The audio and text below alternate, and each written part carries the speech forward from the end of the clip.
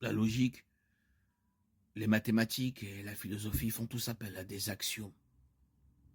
Dans ces contextes, les axiomes sont des concepts qui doivent être acceptés, mais qui ne peuvent être ni prouvés ni réfutés.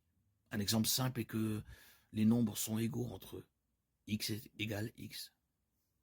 Un autre est la loi de non-contradiction, qui dit que des affirmations mutuellement exclusives ne peuvent pas être vraies dans le même sens au même moment. Aucun système ne peut échapper à l'utilisation d'axiomes. Les axiomes fondamentaux sont particulièrement au-delà des règles normales de la logique. Au lieu de cela, nous définissons la logique en relation avec ses idées et leur application. Même tenter de prouver ou de réfuter un axiome nécessite l'utilisation d'autres axiomes. Nier les principes axiomatiques rend la pensée rationnelle impossible. Ils doivent être crus, car sans eux la communication est rompue et rien ne peut être compris. L'existence de Dieu, le pourquoi de l'être de Dieu est l'axiome de notre réalité. Dieu est simplement parce que s'il n'était pas, il n'y aurait rien.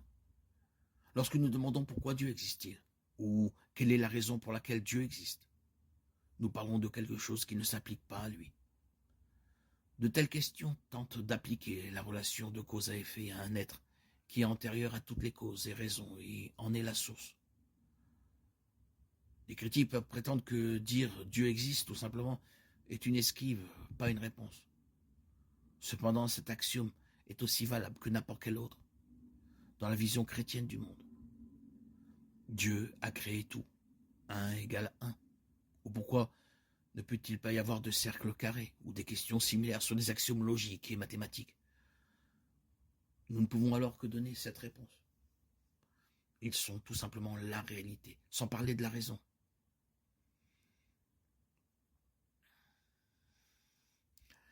La réalité n'existerait pas si ces axiomes n'étaient pas vrais. Nous ne pouvons pas fournir de réponse au pourquoi des axiomes. Nous pouvons seulement reconnaître qu'ils sont vrais et qu'ils doivent être. De la même manière, pour qu'une chose existe, il doit y avoir une cause toujours présente et sans cause. Cela signifie qu'il n'y a aucune raison à l'existence de Dieu. En fait, il ne peut y en avoir une, logiquement. Son existence vient avant toutes les raisons. Demander pourquoi quelque chose existe implique qu'il est possible qu'il n'existe pas. Pourquoi implique une cause menant à un résultat. Sans le pourquoi, cette chose ne se produirait. Dieu, qui a toujours existé et existera toujours, n'a pas de pourquoi. Il existe. Lorsque Moïse a demandé au Seigneur de s'identifier, Dieu a simplement dit « Je suis ». Exode 3, 13, 14. Jésus a fait écho au concept de « Je suis » concernant les siens, Jean 8, 58.